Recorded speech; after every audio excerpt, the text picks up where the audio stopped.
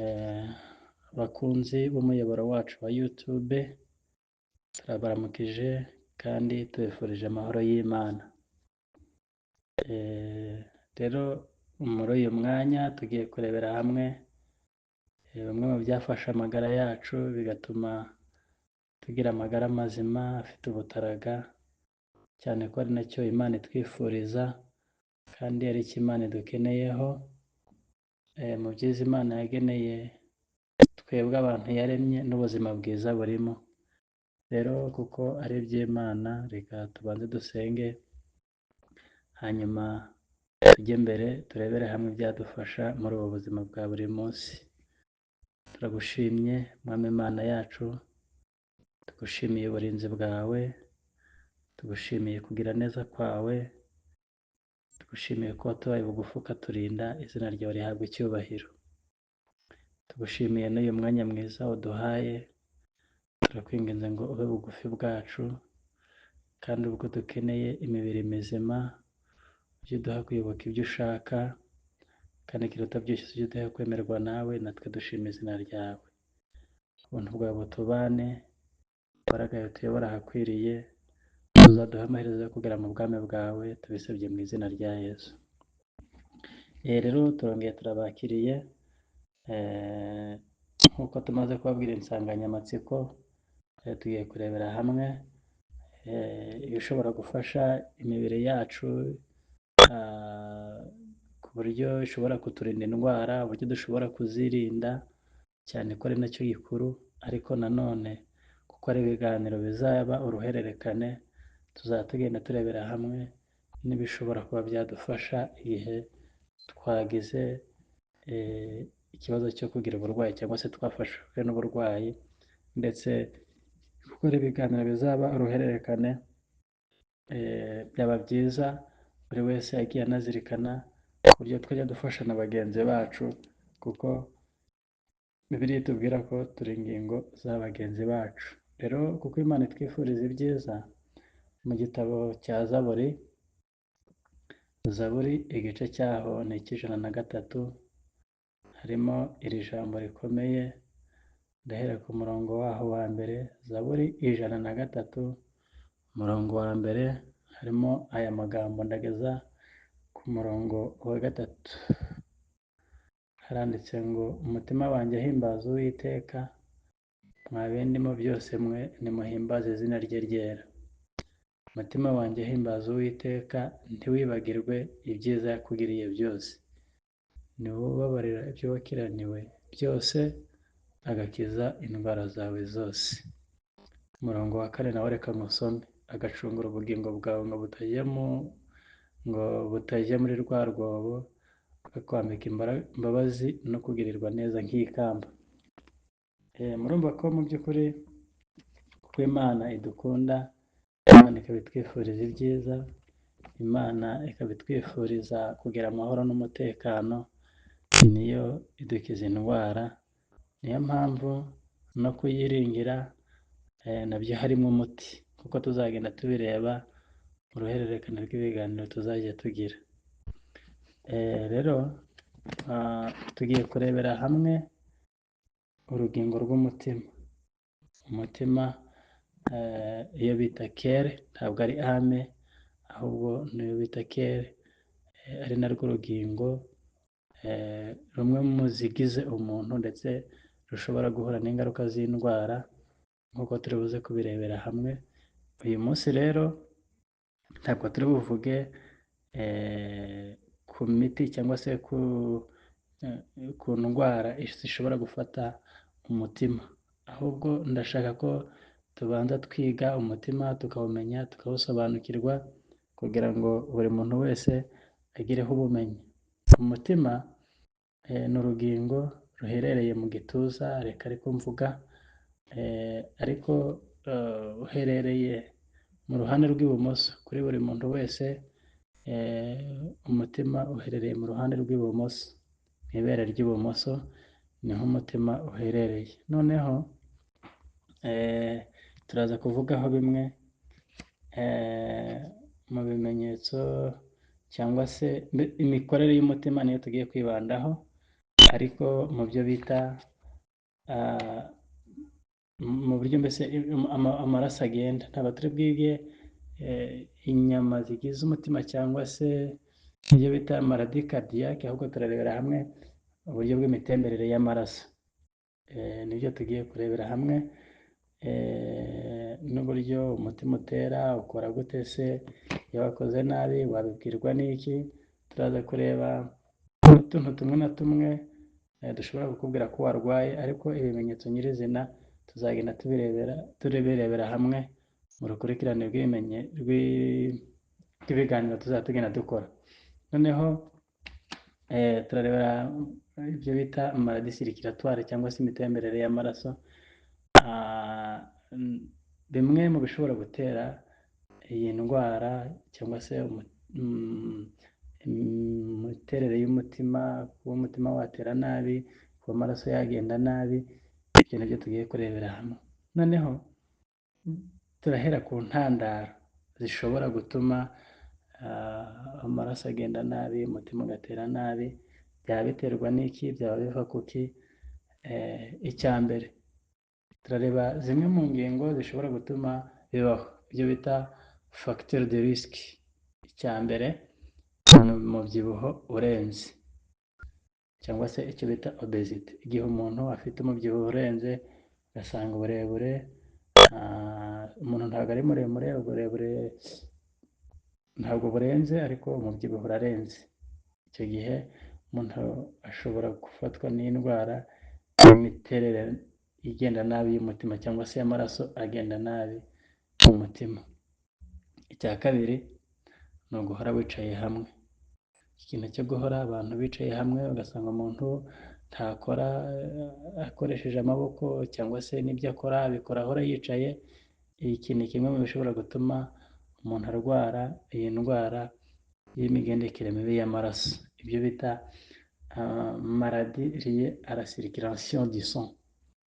Ikintu cya gatatu gishobora gutuma umuntu agira iyi ndwara ni ugukombatana kw'imitsi, ibyo bita atherosclerose. Ni igihe umutima amaraso anyura muri ya mitsi, ariko imitsi ikaba yarahombanye, yarabaye mitoya ndetse ikaba inumye. Ibi ngibi bituma amaraso agenda nabi, akagenda buhoro, bikaba byatuma umutima utera nabi.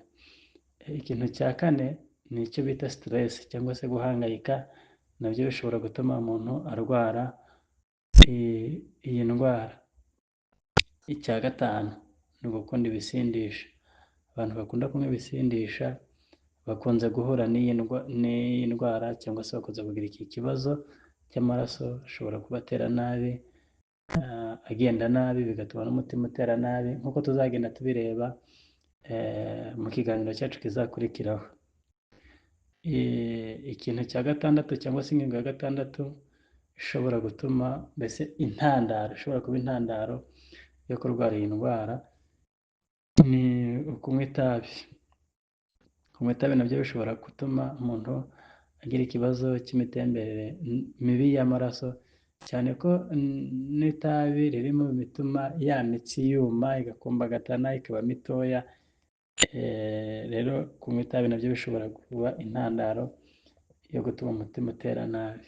Ikindi cya karindwi ari nacyo cya nyuma mu byo turi buvuge, ni umunyu mwinshi mu byo kurya cyangwa se umunyu mubisi, nawo utuma umutima utera nabi.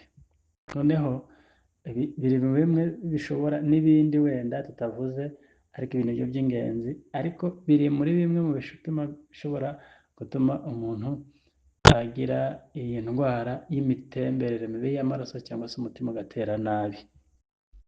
Noneho ingaruka, yabuze ingaruka ni ibishobora kuza nyuma y'uko umuntu agaragaje ibimenyetso byo kuba afite iyi ndwara. Icya mbere bavuze ni impanuka zo mu bwonko. Hari igihe ubwonko hashobora kubamo impanuka, udutsi tugaturagurika, noneho umuntu akavira mu mutwe. Ibi ngibi bikunze kugaragazwa n'uko umuntu arwara pararize, ugasanga igihande kimwe cyagize ikibazo, uruhande rumwe rwarwaye pararizi ntirwumva, ni ukuboko se, ni igice cyose cy'uruhande rumwe se, ariko cyane cyane muri rwa ruhande umutima utereramo, ni ibyo bita accident cerebrovasculaire de type hémorragique. Mbese ni igihe nk'uko tumaze kubivuga, hashobora kubamo impanuka mu bwonko, utwo dutsi tugacika, yarangiza umuntu akavira mu nda, mu bwonko mo imbere. Ibyo bishobora kubaho bitewe n'iyi mitemberere mibi y'amaraso. Noneho ingaruka ya kabiri ni ukugabanuka kw'imikorere y'umutima, nibyo bise ngo ni insuffisance cardiaque. Ibi bishobora kubaho umutima ugatera buhoro, kandi nabyo aba ari ikindi kibazo. Noneho ikindi ni nk'ibikomere bishobora kubaho mu mpyiko, noneho inzira zo mu mpyiko zimwe zikaziba, izindi zigacika, mbese ibyo biba bivuze ngo warwaye impyiko, nibyo bita lésion de faille dans le fonctionnement des reins. Mbese ni igihe impyiko zishobora kugira ikibazo, yarangiza udutsi two mu mpyiko tugacika, inzira zikaziba, impyiko zigakora nabi, ntiziyungurure neza. Ubwo nabwo aba ari ingaruka z'uko umuntu yarwaye iriya ndwara. Ikindi ni ukuziba kw'imitsi yakira amaraso n'iyo asohora, bitewe n'uko umutima ubundi uteye. Umutima ugira imitsi ijyana amaraso, ubwo iba iyasohora, ndetse n'imitsi yinjiza amaraso. Noneho iyo iyi mitsi yazibye, niho ujya ugasanga umuntu yahengamye nk'umunwa, cyangwa se ugasanga ijisho rimwe, cyane cyane iry'ibumoso, ijisho ry'ibumoso ntirireba neza.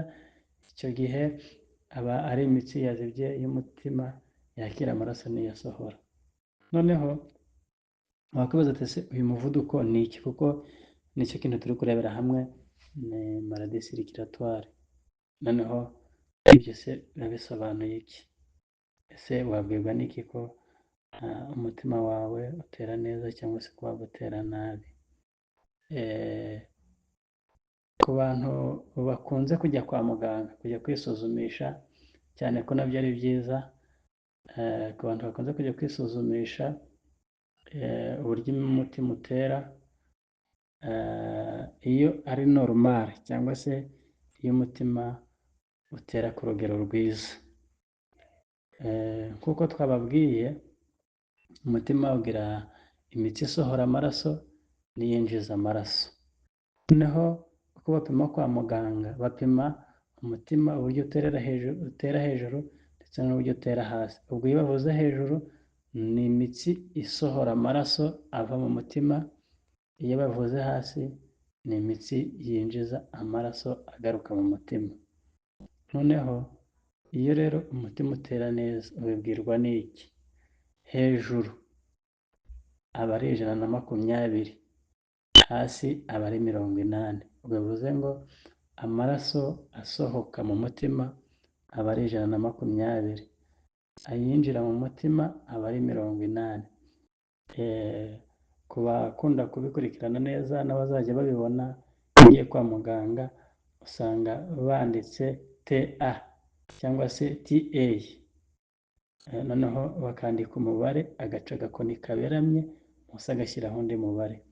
Hejuru, uriya mubare uri hejuru aba ari amaraso asohoka mu mutima, uriya uri hasi aba ari amaraso yinjira mu mutima.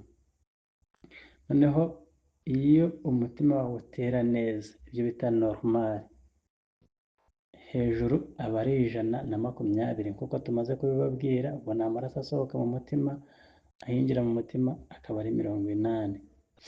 Noneho hari uburyo umuntu aba mbese iyo biri kuzenguruka bigana ku kurwara umutima utarawurwara, cyangwa se iyi ndwara y'umuvuduko w'amaraso, reka ariko tubyita, iyo biri kugana ku kurwara iyi ndwara utarayirwara ariko uri hafi kuyirwara,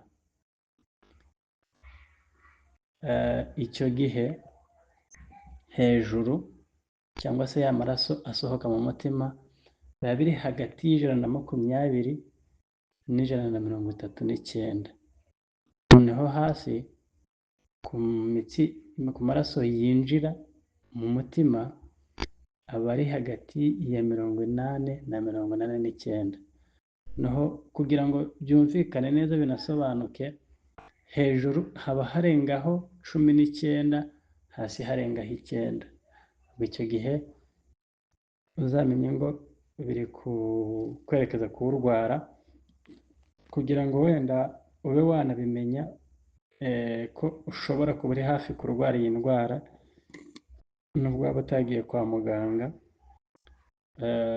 hari igihe umuntu ajya agira ikizungera gitunguranye ariko cy'akanya gato, agasa n'uwikanze, bikongera bikagaruka ugasubira muri eta normale, cyangwa se bikaba ibisanzwe ugasa n'uwikanze. icyo gihe uzamenye ngo uri kwerekeza ku kuyirwara ariko utarayirwara. noneho hari kuba urwaye iyi ndwara ariko ikiri ku rwego rwa mbere, ibyo bita hypertension au stade 1. ubwo ni ku rwego rwa mbere. aho twari tumaze kureba ni igihe biba biri kwerekeza kuzayirwara ariko utarayirwara. noneho ku rwego rwa mbere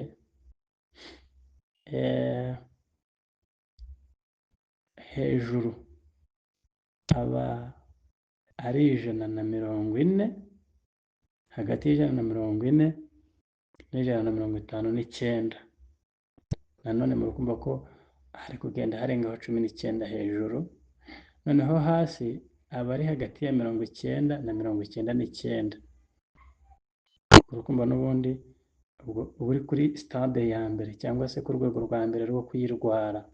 iki gihe uba watangiye kuyirwara, ushobora gufata imiti yoroheje, ushobora kuba warwara rimwe na rimwe ukaremba, ubundi ugasa n'uworohewe, ibintu nk'ibyo ngibyo. noneho kuri stade ya kabiri cyangwa se ku rwego rwa kabiri, ku muntu arwaye umutima ku rwego rwa kabiri, ni hahandi bashobora kugupima bagasanga hejuru ni ku 160 kuzamura, noneho hasi aba ari 100 kuzamura. icyo gihe uba uri umurwayi w'indembe w'indwara y'imiterere y'umutima.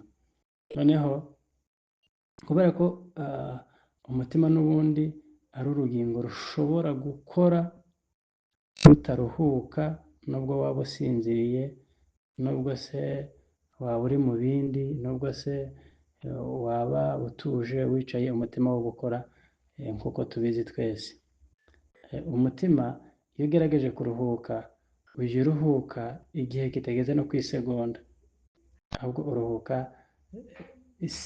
0,5 segonda, mbese ni igice cy'isegonda kuruhuka. nanone uyu mutima rero ku maraso uba ubitse, kuko niwo wakira amaraso. ku maraso umutima wakira utungwa na 5%.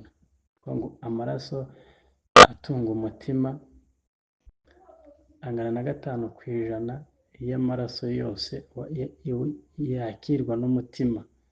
ibindi bice byose bigatungwa ni na 90% bisigaye.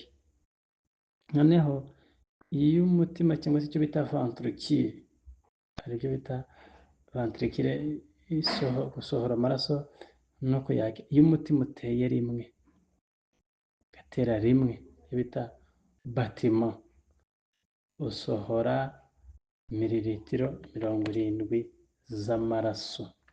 uba usohoye mililitiro 70 z'amaraso. noneho mu gihe kingana n'umwaka, umutima uba umaze gutera, cyangwa se amaraso umutima uba umaze gutera. mbese katuvuge ngo iyo uteye, cyangwa se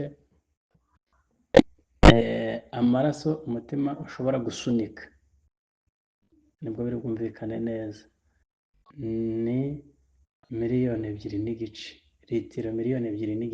mu gihe kingana n'umwaka, urumva ko ukora utaruhuka. Noneho inshuro umutima utera mu gihe kingana n'umwaka ni inshuro 1,037,000. Ikindi dusabwa kumenya neza ni uko umutima bavuga ko ari moteri de la vie,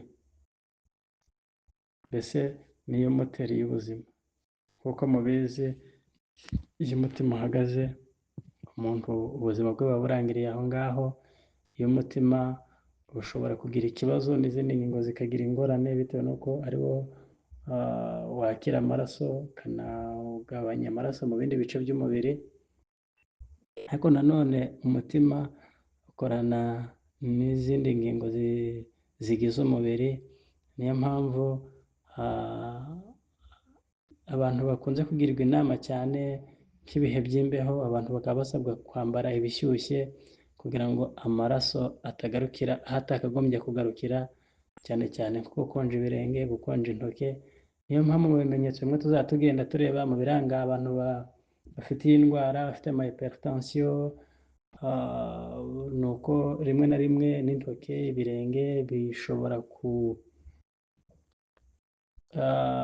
bishobora kujya bifatwa n'ibinya. Tuzagenda tubireba mu ruhererekane rw'ibiganiro tuzajya tugenda dutanga cyangwa se turebera hamwe bijyaniranye no kurinda amagara yacu cyangwa se ubuzima bwacu. Rero uyu mutima usabwa kwitabwaho, uyu mutima usabwa gufatwa neza. Tuzagenda turebera hamwe bimwe mu bishobora gufasha umuntu wahuye n'iki kibazo. Uwayirwaye yakwifashisha iki? Uwayirwaye yakwirinda iki? Uwayirwaye asabwa gukoresha iki? Uwayirwaye yakwitwara gute? Ibintu nk'ibyo ngibyo nibyo tuzagenda turebera hamwe kugira ngo buri muntu wese ashobore gusobanukirwa n'ibishobora kumufasha mu buzima bwe, kugira ngo bijye biturinda guhura n'izi ngaruka cyangwa se kurwaragura. Noneho mu gitabo cyo kuva igice ni cya 15, kuva 15 umurongo wa 26 haranditse ngo, arababwira ati nugira umwete wo kumvira Imana yawe, ugakora ibitunganye mu maso yayo, ukumvira amategeko yayo, ukitondera ibyo yategetse byose, nta ndwara nzaguteza mu zo nateje Abanyegiputa, kuko ari njye Uwiteka ugukiza indwara. Imana niyo idukiza indwara. Imana kuko idukunda kandi ikaba itwifuriza ibyiza, ntabwo itwifuriza ko turwara. Ariko abantu nibo bajya baba intandaro yo kurwara kwabo. Abantu bakunze guhura n'ingaruka zo kutirinda ibishobora kubateza indwara, kutirinda ibishobora kubagwa nabi n'ibishobora kugwa nabi ubuzima bwabo. Mu gitabo bise ngo ni Imirashi y'Ubuzima, bavuzemo aya magambo, aho bavuze kuri paji ya 13 bavuga ngo le plus grand nombre cependant souffre par les propres fautes. Umubare munini w'abantu muri iki gihe bajya bababara bitewe n'amafuti yabo bwite. Néglige les principes de la santé dans les manières de manger, de boire et de vêtir et de travailler. Abantu benshi bajya birengagiza amahame agenga ubuzima bwabo binyuriye mu buryo barya, uburyo banywa, mu kwambara ndetse no gukora. Rero nubwo Imana itwifuriza ubuzima, ariko natwe turasabwa kwiyitaho, noneho umuntu wese agasobanukirwa akanamenya ko umubiri we ari wo ugomba kumenya uburyo awutwara, uburyo awurinda, uburyo awufata neza, kugira ngo nubwo Imana yaduhishuriye ikanatwereka ikanaduha uburyo bwo kwirinda, ni twebwe tugomba kubigiramo uruhare. Noneho iki gitabo barakomeje ngo ces erreurs ont des conséquences. Baravuze ngo lorsque la maladie les surprend. Noneho aba bantu iyo bamaze gufatwa n'indwara, au lieu de la connaître la véritable cause, aho kugira ngo bamenye inkomoko nyakuri y'izo ndwara, irimirire contre Dieu, barangiza bakitotomba imbere Imana, qui rende la responsabilité de leurs souffrances, maze Imana bakavuga ko ariyo nkomoko y'umubabaro wabo. Ariko icyo Imana igendereye ntabwo ari icyo, ntabwo ari ukutubabaza, ahubwo Imana ishaka ko tugubwa neza kandi tukagira n'amagara mazima. Imana rero twese idufashe, Imana twese iduhe kuyoboka ibyo ishaka, Imana twese iduhe kumenya no gusobanukirwa agaciro k'imibiri yacu, kandi buri muntu wese asobanukirwe ko umubiri we ari ikigega Imana yadutije, yaturagije, dusabwa kukirinda kugira ngo tuzabeho ariko dufite amagara mazima kandi n'ubuzima buhimbaza Imana. Twese Imana ibidushoboze kandi tube kubigeraho mu izina rya Yesu.